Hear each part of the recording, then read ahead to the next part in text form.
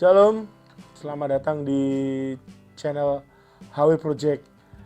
Pada kesempatan kali ini, kami atau kita bersama dengan Bapak Pendeta muda kita yang sangat gaul, sangat disayangi oleh kaum muda. Bapak Yavo. Bapak atau Mas ya? Kakak. Oh, Kak Iya. Yavo. Biar nggak tua-tua kali. Menolak tua, Pak ya? Bukan menolak sih, cuma dari panggilan aja sih sedikit mengurangi ketuaan. Oh, siap.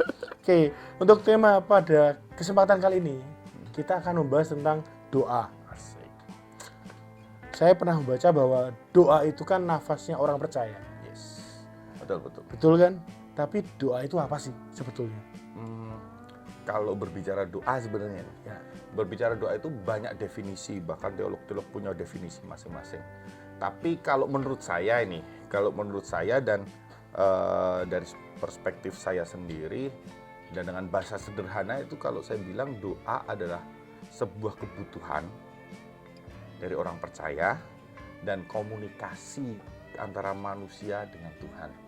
Yang di dalamnya itu nanti ada permintaan, di dalamnya ada pujian, di dalamnya itu nanti ada penyerahan segala sesuatu. Yang jelas kalau berbicara tentang doa bagi saya adalah komunikasi, dan itu merupakan sebuah kebutuhan. Baik. Komunikasi itu kan dua arah, Yes. ya kan? Lantas kalau kita komunikasi dengan Tuhan, itu bagaimana dengan dua arahnya itu? Oke. Jadi gini, ada kadang-kadang Tuhan bisa berbicara secara sonable. Ada orang yang bisa gitu. Sonable maksudnya bisa mendengarkan suara Tuhan. Ada yang punya karunia itu. Ada juga yang Tuhan berbicara lewat isi hati.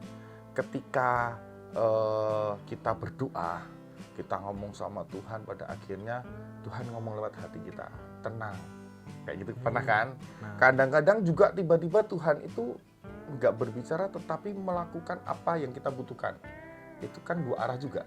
Kita ngomong Tuhan, aku berdoa, Tuhan aku takut, Tuhan aku mungkin gimana ya besok. Tiba-tiba Tuhan itu kasih bukan sebuah jalan keluar untuk besok, tapi ketenangan. Itu kan langsung dijawab Tuhan, dua arah gitu.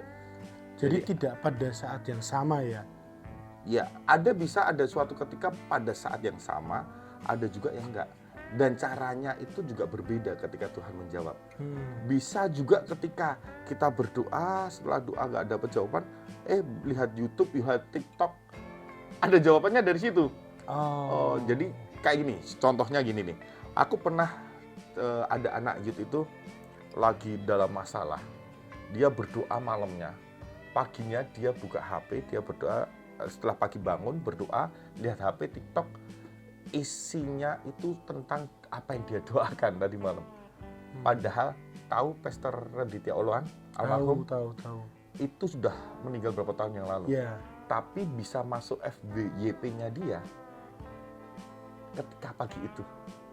Dan itu dia langsung, kok pas banget ini. Ini jawaban Tuhan. Berarti memang kadang-kadang dua arah itu tidak selalu dalam satu waktu. Ada yang satu waktu, ada yang next, ada yang mungkin ada beberapa bulan lagi baru dijawab. Oke. Kemudian Tuhan itu kan maha tahu. Yes. Ya kan? Dia tahu segalanya yang ada di dunia ini. Bener banget. Kemudian ada doa adalah komunikasi dengan Tuhan. Yap. Kemudian kenapa? Atau apakah doa itu harus berkata-kata? Kayak kita ngobrol gini, Kak. Haruskah ngobrol kayak gini? Atau cukup dibatin? Atau mungkin ada juga yang dia cukup menangis saja itu sudah jadi doa. Itu bagaimana? Oke. Aku mau menjawab, ketika Tuhan maha tahu bukan berarti Tuhan itu nggak mau menjawab doa ya. Kan Tuhan mau tahu kenapa kita harus ngomong gitu kan gitu. Bener. Buat apa gitu. Dan Tuhan memang maha tahu kan, tapi kadang-kadang Tuhan pengen sedang menunggu kapan kita mau berserah sama Tuhan. Tuhan tahu setiap masalah kita, Tuhan tahu. Tapi kamu mau gunakan kekuatanmu sendiri atau kamu mau menyerahkan itu kepadaku? Kan kayak gitu. Itulah guna doa. Jadi ketika Tuhan maha tahu, tapi kenapa harus ngomong? Lah Tuhan nunggu kapan kamu mau menyerahkan ini sama aku. Masalahmu, masa depanmu, apa yang kau takutkan, struggle-mu, itu Tuhan tahu. Cuma kamu mau pakai kekuatanmu, apa kamu mau menyerah kepadaku yang aku akan kasih kekuatan sama kamu. Itu. Terus kedua, haruskah berkata-kata? Sebenarnya ketika batin pun sudah berkata-kata. Iya kan? Tapi sebenarnya doa melihat situasi dan kondisi. Saya pernah di satu titik itu berdoa nggak bisa ngomong. Sering sekali saya ceritakan ketika saya doa Selasa itu kan. Saya cuma ngomong gini, Tuhan aku mbuh. Setelah itu seluruhnya saya menangis. Seluruhnya selama itu saya nangis. Soalnya dikata di awal Tuhan aku mbuh. Karena memang pergumulan pada waktu itu sedang banyak. Tapi ketika menangis pun Tuhan mengerti bahasa tetesan air mata. Tuhan mengerti isi hati kita. Yang Tuhan lihat adalah hati kita. Ya kan? Ketika kita batin pun sebenarnya kita juga berkata-kata di dalam hati kita. Betul kan? Itu kan kalau kita batin. Tapi apakah itu selalu dibenarkan? Kita melihat situasi dan kondisi. Dalam hal berdoa, kalau misalnya berdoa, ayo kamu pimpin doa ketika ibadah, kamu kebatinan. Apakah itu membangun atau tidak? Iya kan? Itu berbicara, makanya kalau doa berbicara atau enggak, kita harus melihat konteks situasi dan kondisinya. Tetapi kalau pergumulan sendiri, kamu mau ngomong dalam hati, kita mau ngomong secara lisan, bahkan ketika kita nggak bisa ngomong, ada beberapa juga dari teman-teman yang selama ini konseling dengan saya, kadang-kadang mereka tidak bisa ngomong, tetapi hatinya sudah berserah sama Tuhan. Itu juga suatu istilahnya suatu cara kita berbicara sama Tuhan. Tuhan kan tahu hati, tetapi hati kita berserah, itu hati kita menyerahkan sama Tuhan, ya itu caranya. Oke, kemudian apakah berdoa itu ada batasan tempat dan waktu?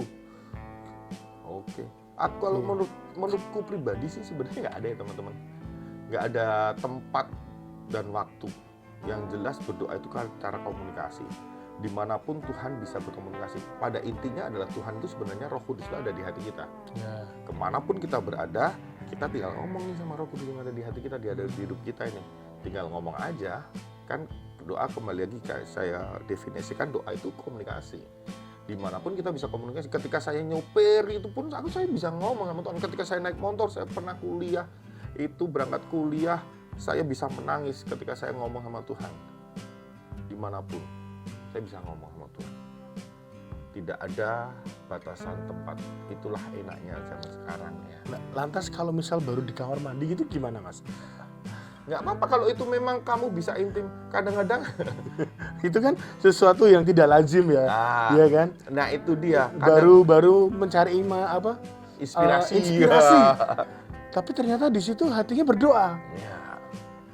Gini, Tuhan itu jangan kita mengkotak-kotakkan tempat kotor, tempat bersih. Yang bagus doa itu harus di gereja gitu kan. Kamar mandi itu tempat kotor yang nggak bisa buat berdoa. No, Tuhan itu sebenarnya kembali lagi, Tuhan itu melihat hati, ya kan? Yang penting hati kita tidak bukan tempatnya. Gimana dengan orang para pemulung ketika rumahnya ada di tempat kotor nih ya? Apakah doanya itu tidak sampai sama Tuhan? No. Bagaimana orang-orang yang tidak punya rumah ketika harus tinggal di bawah jembatan, apakah dia tidak bisa berdoa sama Tuhan? No juga. Jadi bukan secara fisik yang Tuhan lihat, tetapi bagaimana kebersihan hati kita yang Tuhan lihat. Beneran kita gitu sih. Jadi tempat itu enggak. Berarti semua apa yang kita doakan pasti akan tercapai, maksudnya sampai di telinga Tuhan. Kalau sampai di telinga Tuhan, yes. Pasti. Iya, sampai di telinga Tuhan, iya. Tapi untuk dijawab Tuhan itu melihat dulu, tunggu dulu. Karena gini, ketika Yesus ngomong dengan Bapak kalau bisa cawan ini lalu daripadaku kan. Tapi ada satu statement yang berikutnya adalah, biarlah kehendakmu yang jadi. Beberapa waktu lalu saya juga berkhotbah tentang ini, bagaimana kalau mau doanya itu pertolongan Tuhan itu sesuai dengan kehendak Tuhan. Ya. Jadi bagaimana doa kita, permohonan kita itu harus sesuai dengan kehendak Tuhan. Kalau didengar iya, sampai dengan Tuhan iya. Karena Tuhan kan bukan Tuhan yang memiliki pendengaran terbatas ya. Ya. Dia maha itu segala sesuatu, tidak terbatas, bahkan pendengarannya pun tidak terbatas, tangannya pun tidak terbatas, segala sesuatu tidak terbatas. Tapi kalau sampai iya, sampai telinga Tuhan pasti. Cuma untuk dijawab Tuhan itu lihat dulu sesuai dengan kehendak Tuhan enggak. Gitu sih. Berarti untuk terkabul itu harus sesuai dengan kehendak Tuhan. Ya. Lantas bagaimana kita tahu bahwa apa yang kita minta itu adalah kehendak Tuhan?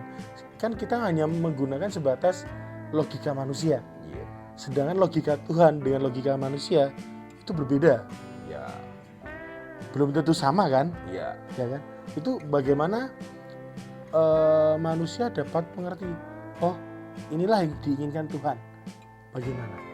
Nah itu untuk gampang sih sebenarnya kalau melihat ini kehendak Tuhan atau enggaknya. Gimana supaya doa kita itu sesuai dengan kehendak Tuhan? Ya yang jelas adalah hiduplah di dalam Tuhan. Oke. Kita hidup di dalam Tuhan berarti hidup kita di dalam otoritas Tuhan. Paham? Hidup kita dalam otoritas Tuhan, hidup kita dalam kontrolnya Tuhan. Kalau hidup segala sesuatu dalam kontrolnya Tuhan, apa yang kita kehendaki itu akan sama dengan apa yang dikehendaki oleh Tuhan. Karena apa?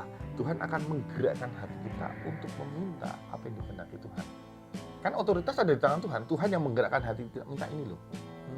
Walaupun kadang-kadang secara nalar itu bukan untuk ini.